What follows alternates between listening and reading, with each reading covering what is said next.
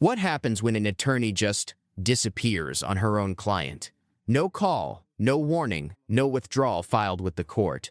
Just gone. Today we're breaking down a jaw-dropping Michigan courtroom moment where a judge calls out an attorney on the record for abandoning her client right before his preliminary examination. We're talking missed court dates, unanswered phone calls, a confused defendant who showed up alone, and a judge who is not having any of it. Stay locked in, because the excuses this attorney gives, you will not believe them. State of Michigan is now back in session. You may be seated. Court does call the case of the people state of Michigan. Well, this is in the Slater matter in regard to counsel. State your appearance. Good morning, Your Honor. Tiffany Hughes, P79762. All right.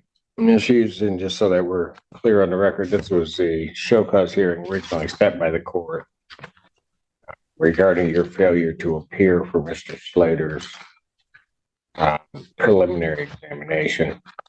I further indicated to you that it was troublesome for the court that this got sat, and that at the time that it was sat, court is aware that you knew that you had taken employment elsewhere, and that Mr. Slater then appeared for a preliminary examination, in effect with not, I won't say without counsel, but without counsel that was ready to proceed regarding his statutory right to have that hearing. Further,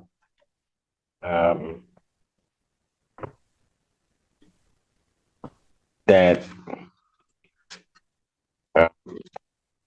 ultimately the court was also informed, at least by Mr. Slater, that he had not been communicated with by you except for the initial time, had not been communicated about your impending departure when he then appeared before the court.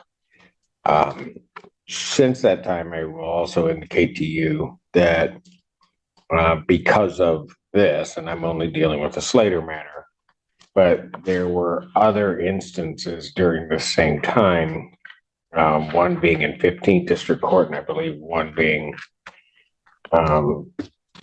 downtown before the Circuit Court, where you were counsel of record and did not appear for those proceedings.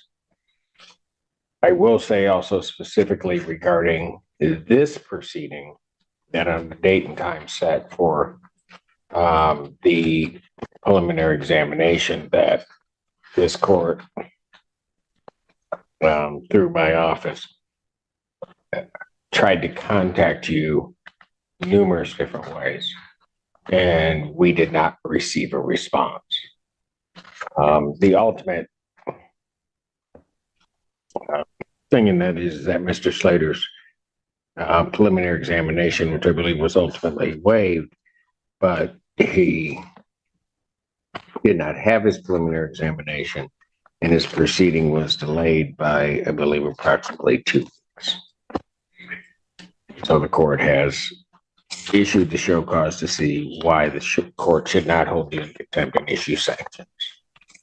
So, Your Honor, I did inform like the people that assigned me the case, I did inform them and I let them know what case I had outstanding. I was then contacted by the attorney that would be subbing in for me, and I gave him all of the information. I sent it to an email as soon as he contacted me. It was almost simultaneous. So, but what day was that? The day it was, so they contacted me, the sub attorney, they contacted me on March 8th, and I sent it on March 8th.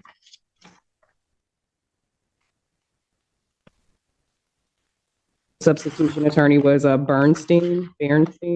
Yes. And I sent him all of the discovery, everything that I had on Slater.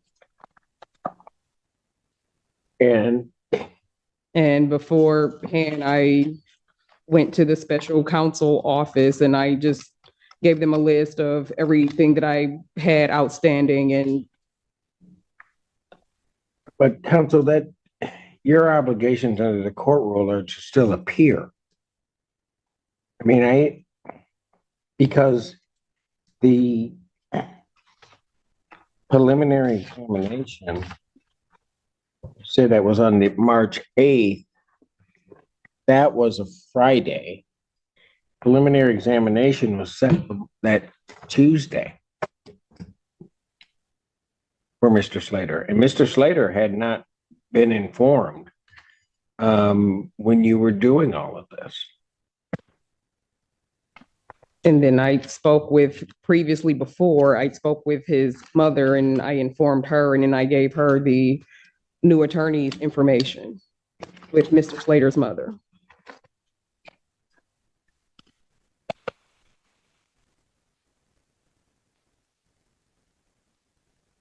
Why would on February 29th, you have set this for preliminary examination when you knew that you would not be counsel, that you had accepted other employment? I thought that another counsel would sub in for me in time. Because like I said, I informed special counsel who assigns this, I informed them, so I thought that another. On what day did you inform them? This was February 22nd, I believe. February 22nd, I believe.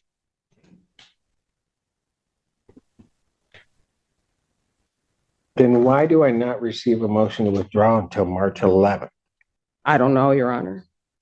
Well, you're the one, counsel, you can't just say I don't know, because you're the one responsible to withdraw from the case.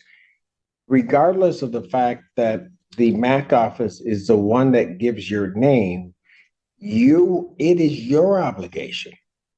It's not their obligation.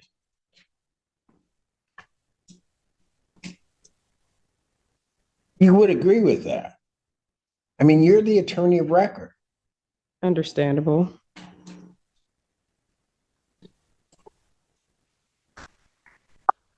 But if you knew on the 22nd of February that you were going to be withdrawing from cases, I don't, on this matter, I don't get anything until March. My apologies. I didn't know. Like, they said they did all the motions to withdraw for me, so I thought they would have got it sooner. I did inform them. Okay, pause. Let's break down exactly what just happened here, because the timeline is damning. Attorney Hughes claims she told the MAC office she was leaving on February 22nd. Fine. But then, 7 days later, on February 29th, she walks into court and sets the case for a preliminary examination she knows she won't be handling. She doesn't tell the judge. She doesn't tell Mr. Slater. She doesn't file a motion to withdraw. Nothing. And here's the legal reality check. Under court rules, an attorney cannot simply hand off a case to a colleague and consider themselves done. You are the attorney of record until a judge formally releases you. Period. No phone call to a sub-attorney. No email to the MAC office. Only a court order ends that obligation. So every excuse she's giving right now, it doesn't hold up, and the judge clearly sees right through it. February 22nd, and I thought that substitution counsel would be in before then.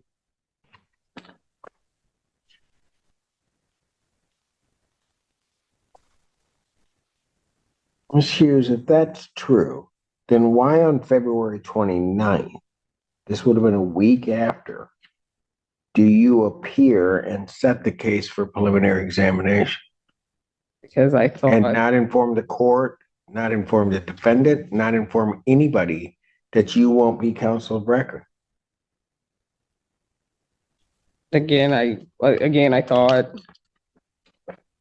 that it would be substitution counsel, so I really thought that it would be a counsel would be substituted in, and that doesn't even make any sense, Ms. Hughes. If on the 22nd of February, you know, and you say you informed them of that, you appear on the 29th of February, do not do anything to withdraw, do not do anything to place your client in a position where they're not worse off. What you do is you set him for preliminary examination at a time you know you're not going to be counsel.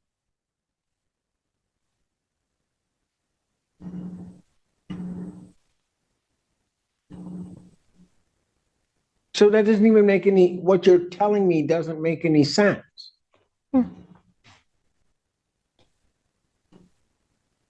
So why didn't you do something on the 29th? Okay, I was still trying to get all of my other ones in order, not just this court, but just all of the other courts that I was trying to tie up those, and ball got dropped. It doesn't make any sense to me, Ms. Hughes. I want to give you the benefit of the doubt on this, but if you're telling me on the 22nd of February that you knew that you had other employment, that you informed your saying at that time without turning this into a full-blown hearing, but I'll bring them down, that on the 22nd that you informed the MAC office. You appeared then on Mr. Slater's case on the 29th, set it for a preliminary examination, say nothing to the court, nothing to Mr. Slater or anyone that you will not be the one handling the preliminary examination. You are still the attorney of record. The 12th comes along because that's the date it got set for. For March 12th, you do not appear on March 12th. We sent you various communications during that day. You didn't appear before the court on the 12th and just did nothing. In fact, counsel, you don't know on the 12th that other counsel has been appointed to represent him. I did know on the 12th, I sent the other counsel the info on the 8th. So it was my understanding that was his other counsel. If he communicated me and asked me for the discovery, you are not released from an obligation until the court releases you. You do know that, don't you? yes, and I thought that with him calling me and informing me that I was released. My apologies, the ball got dropped. The ball didn't get dropped. I don't have an order even to sign if I wanted to. But I don't even get an order to me that I eventually signed until, which is your obligation to withdraw, not the MAC office obligation to withdraw. I don't get an order until the 12th, the date of his prelim.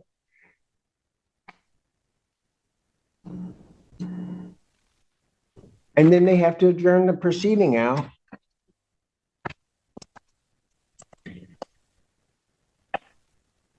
Anything else you want to say? No.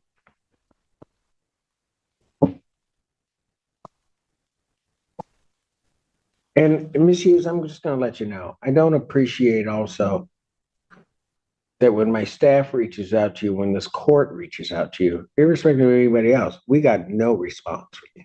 None. We sent emails, we made phone calls. I didn't get a phone call. We did not get a response.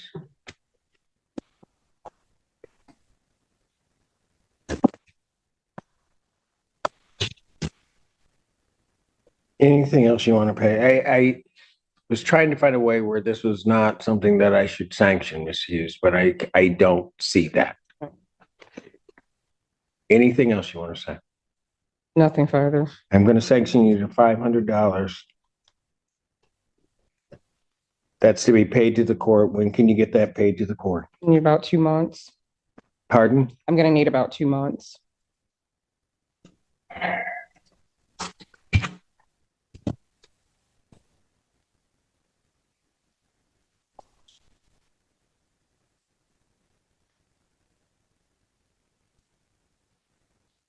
that something I can pay online or?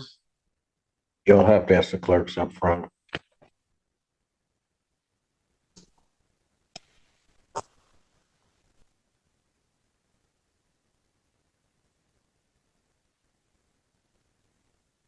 That's to be paid by June 21st, 2024. Thank you.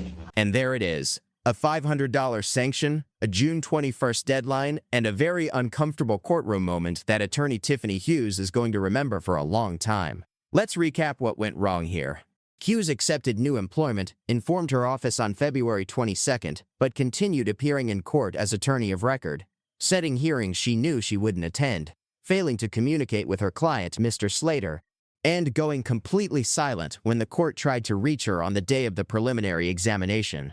The judge made it crystal clear, it is the attorney's personal obligation, not the MAC office's, not the substitute attorney's, to file a formal motion to withdraw and obtain a court order releasing them from a case.